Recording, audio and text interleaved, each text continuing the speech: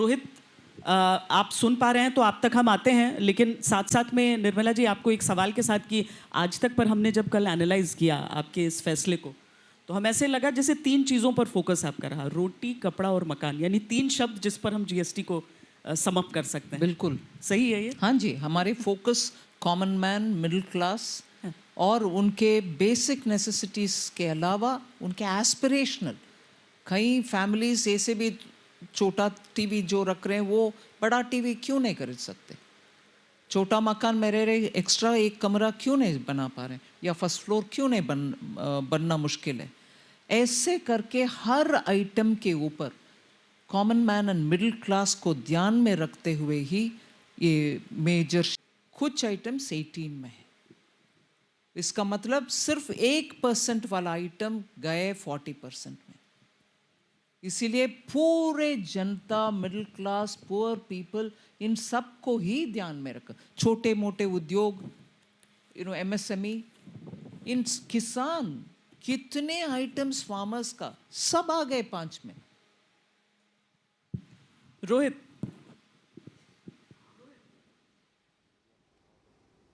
शुक्रिया श्वेता। इस वक्त हम बिहार में मौजूद हैं, पटना में हम हैं, और प्रधानमंत्री ने जैसा कहा था गुड एंड सिंपल टैक्स है, तो ये कितना गुड होने वाला है और कितना सिंपल होने वाला है, खासकर एनडीए के लिए हम इसलिए चर्चा कर रहे हैं क्योंकि बिहार में चुनाव होने हैं अगले 2 महीने में, तो कितना गुड और एनडीए के लिए कितना सिंपल, हम इस पर चर्चा करेंगे। और हमारे साथ एक यहाँ पर आप देख सकते हैं काफ़ी सारे लोग मौजूद हैं, विभिन्न क्षेत्रों से मौजूद हैं, फाइनेंस से हैं, मैनेजमेंट से हैं, कुछ छात्र भी हैं। उनसे ही सवाल ले लेते हैं कि उनके मन में जीएसटी को लेकर क्या सवाल है, कितना अच्छा क्या हो सकता है।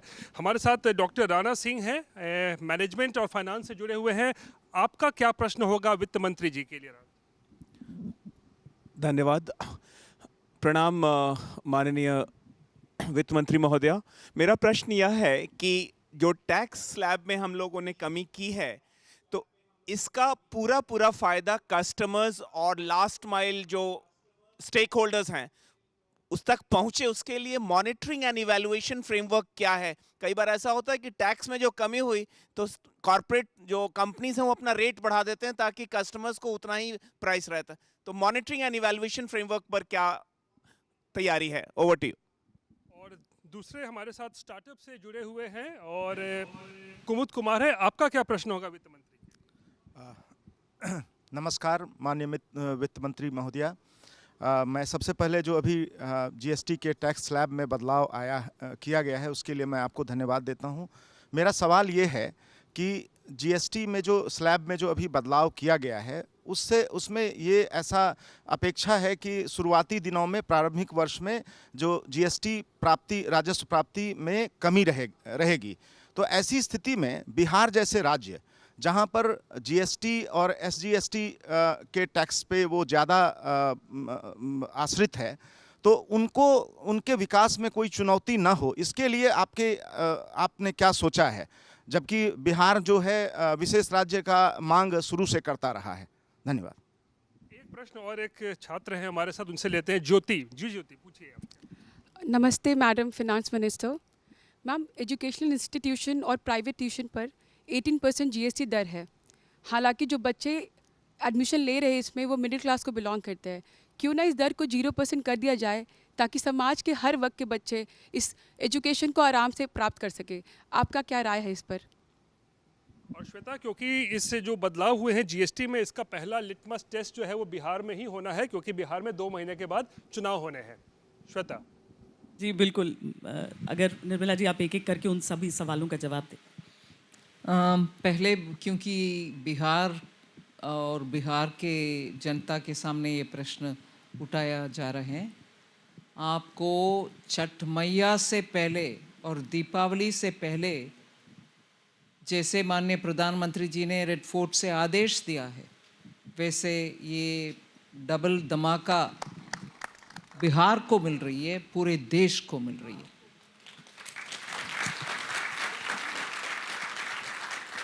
और प्रश्न 3 प्रश्न है, मगर मैं एजुकेशन से शुरू करना चाह रही हूँ क्योंकि एक महिला छात्र ने उस प्रश्न को पूछा। एजुकेशन इंस्टीट्यूशंस के ऊपर रेट नहीं बढ़ा मैडम, कोई रेट एक्चुअली बढ़ा नहीं है, ज़्यादातर सब कुछ नीचे ही आ गए। मगर जो आप उठा रहे हैं वो मान लीजिए उधर of course education he business के तहत चल रही है, मगर स्कूल्स और कॉलेजेस गवर्नमेंट और प्राइवेट जहाँ एजुकेशन चल रही है उसके ऊपर कोई हमने टैक्स बढ़ा नहीं है, उस उल्टा रिड्यूस ही किया है। मगर कमर्शियल इंस्टीट्यूशंस जहाँ एक्स्ट्रा कोचिंग और जहाँ एक्स्ट्रा ट्रेनिंग के नाते कुछ चल रही है उसको एजुकेशनल इंस्टीट्यूशन के कैटेगरी में नहीं लगाया जा रहा है, इसीलिए ही रेट में difference. So the coaching institutions and others are not treated as education institutions. We don't, whether private or public, we don't charge on schools and institutions like that. The other question which related to will the rates be actually reaching the people? जनता को इस राहत जो tax का कटौती से मिल रहा है वो सचमुच मिलेगा कि नहीं? बिहार से कनेक्ट होने से पहले मैं यही बात को इधर जिक्र कर रही थी, मेरा और डिपार्टमेंट का और CBIC बोर्ड का, इनडायरेक्ट टैक्सेशन का बोर्ड का मेन कंसर्न इसको मॉनिटर करके करेक्टिव एक्शन लेने में ही जाएगा।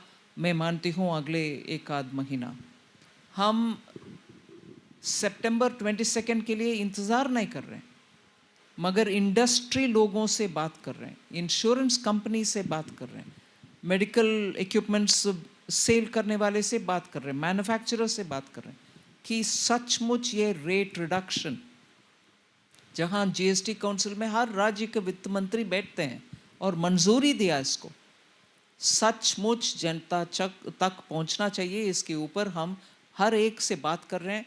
और आज का मेरा असेसमेंट, एक भी ऐसे इंडस्ट्री लीडर नहीं थे जो संकोच के भावना से बात की, सब पूरे तरह जुड़ रहे हैं to implement it in its true spirit. So transfer होगा, पास ऑन होगा, यही है मेरा आज का वेरी कॉन्फिडेंट मैसेज। हम मॉनिटर करेंगे, मगर इंडस्ट्री ने हमें आश्वासन दिला है कि they will pass it on. आप सब अश्योर रह सकते हैं। मैं ऊपर से ये भी इसमें जोड़ना चाह रही हूँ, हर मेंबर ऑफ पार्लियामेंट जो मुझे फ़ोन में बात की और आकर मिली GST काउंसिल के निर्णय के बाद, वो सब बोल रहे हैं कि हमारे क्षेत्र में हम मॉनिटर करेंगे। अगर जनता आकर हमें एक शिकायत दें कि नहीं रेट पास ऑन नहीं हुआ, हम तुरंत उसके ऊपर एक्शन लेंगे और फिनांस मिनिस्ट्री को कांटेक्ट करेंगे, क्यों नहीं ऐसे हो रहा। आज जागरूकता इस विषय में इतना है कि मेंबर्स ऑफ पार्लियामेंट आकर बधाई देने से पहले ये पहले बोले, और मैं actually I am very happy, क्योंकि वो जनता के आवाज़ को सुनकर करेक्शन अगर करना है तो करना ही चाहिए। उनसे हमें कुछ जानकारी मिलने में मैं भी इधर से एक्शन लूँगी, इसमें लाइट लेने का कोई गुंजाइश ही नहीं है। अच्छा, सोशल मीडिया पे किसी ने कटाक्ष करते हुए लिखा है कि बिहार को चुनावी फायदे की बात पे कि वहाँ तो गुटखा तंबाकू का दाम बढ़ा दिया गया है, तो क्या ही फ़ायदा होगा। लेकिन आपने स्पेशल पैकेज वाली बात पर एक सवाल था कि बिहार को मदद, मतलब जो रेवेन्यू लॉस होगा स्टेट्स को, उसको कैसे कॉम्पेंसेट? बिहार कंज्यूमिंग स्टेट है और कंजम्पशन जितना भी होगा इस कटौती के बाद, मैं बहुत उम्मीद रख रही हूँ इस नवरात्रि के पहले दिन से ही जनता अपने, मान लीजिए 100 रुपया से कुछ चीज़ पिछले बार खरीदे, अभी उसी 100 रुपया के साथ 2 चीज़ खरीद सकते हैं उसी आइटम को। इसीलिए कंजम्पशन बढ़ेगी, उसके कारण आय भी बढ़ेगी। सो बिहार जैसे कंजम्पशन बेस्ड राज्यों को इस कटौती और रिफॉर्म्ड GST के साथ बेनिफिट मिलेगा। ये हमारे कैलकुलेशन है।